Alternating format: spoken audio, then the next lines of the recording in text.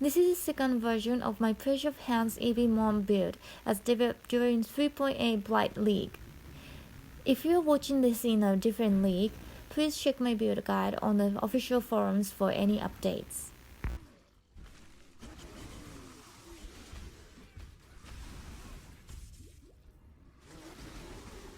This summoner build focuses on Spectres as the main damage dealers.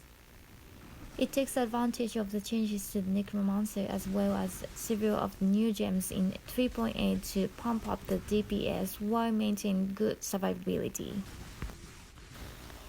What makes this build different to a Wand and Shield build is Pressure of Hand's greater spell echo, which causes Spectres to repeat their spells 3 times when combined with the spell echo gem, with each repeat gaining more damage in the AoE. The third repeat will hit with 105% more damage and 150% increased AoE. The build also uses 2 other synergies to increase DPS. Thanks to build defining uniques, this build can run 3 DPS boosting auras, Rust, Zealotry, and Haste. Additionally, zombies and skitterbots support minions that buff the specters and debuff monsters.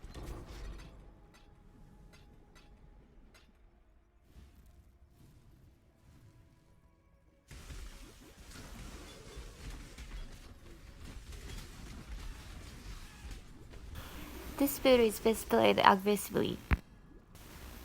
While mapping runs straight into packs of monsters and cast Convocation to teleport your minions to you. Against magics and rares, you can flame dash into them to proc EE for increased damage, and for bosses, you can prep by casting Armor Brand near them before playing aggro. To get peak DPS, you need to desecrate some corpses, cast Flesh Offering, Armor Brand, Vow Haste, and Deathmark. This does require some extra effort, so leave this for endgame bossing.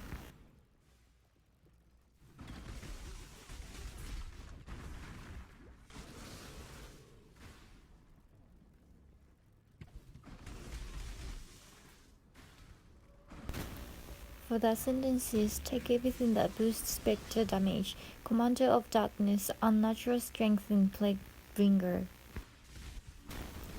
The passive tree has been optimized to get as much life ES as possible, as well as most of the notable minion damage nodes.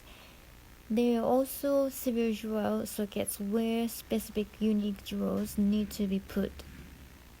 Kill all the bandits for the 2 extra passive points. For the Pantheon, I recommend Soul of Lunaris for a lot of damage avoidance and Soul of Shakari for poison immunity. Of course, you can change this to your own preferences.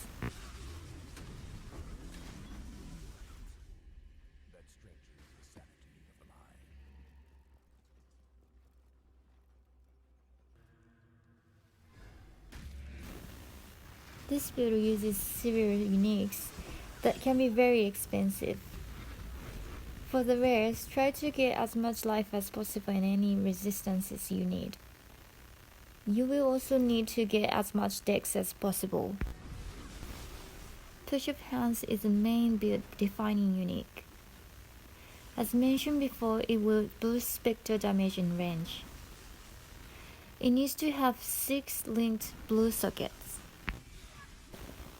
Devouring Diadem is the second build defining unique.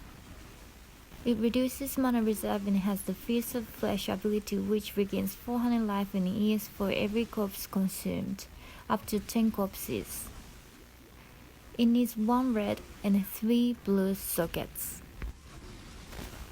The body should be a +1 Spectre Rare Delve chest. The +1 modifier is drop only and cannot be crafted. It needs to have 1 open prefix to craft life gain as extra ES. Colors are 6 blue. It only needs to have 3 linked sockets. Crafty Shaper gloves with blind support are recommended, but any gloves will do. It needs 1 green and 3 blue sockets. Crafted red boots with +1 Spectre gem level. These can be crafted with bound forces. The colors are 2 red, 1 blue, and 1 green. The green socket must be unlinked. For your builds, use the Stygian Vise with the best stats you can find. All surprising with haste reserves, no mana is recommended. But if you cannot afford or find it, then use any amulet. You will need 2 unset rings, 1 blue and 1 green.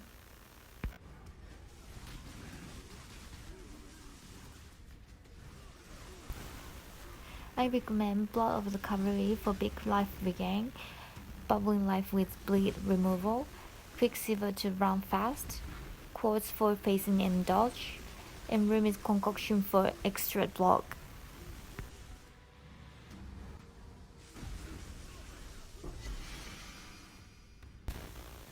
Anatomical knowledge gives a lot of life. It should be socketed near melting. Unending Hunger will give your Spectres a massive DPS boost. It should be socketed near Quick Recovery. A Watcher's Eye with Clarity gain mana as ES is recommended, but it may be too expensive. If you have Owl's Uprising Amulet, you will also want Haste gain facing on your Watcher's Eye. For the Bestials, look for firstly life, secondly minion damage or minion cast speed, and lastly taunt.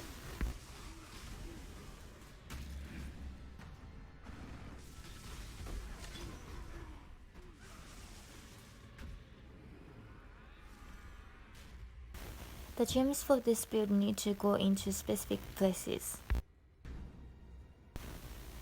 In the pledge, I recommend Ray Spectre, Spell Echo, Minion Damage, Illy Focus, Death Mark, and Faster Casting. You can swap Faster Casting with Conk effects for more DPS against endgame bosses. In the helmet, link Wrath and Zealotry to Generosity. You will also socket Skitterbots, but it should be unlinked. For the body, the 3 linked sockets are for Raised Zombie linked to Elemental Army and Feeding Frenzy. The remaining gems are Flame Dash, Flesh Offering, and Level 1 Clarity. These can be completely unlinked. In the gloves, you want to link Armor Brand, Cast on Hit, Elite Weakness, and Enhance. For the boots, I recommend cast when damage taken linked to Immortal Core and Frost Wall. Desecrate is also in the boots but unlinked. Lastly, socket Convocation and Val Haste in 2 unset rings. If you cannot get an Owl's Uprising Amulet with haste, you will only be using Val Haste and not enabling the haste aura.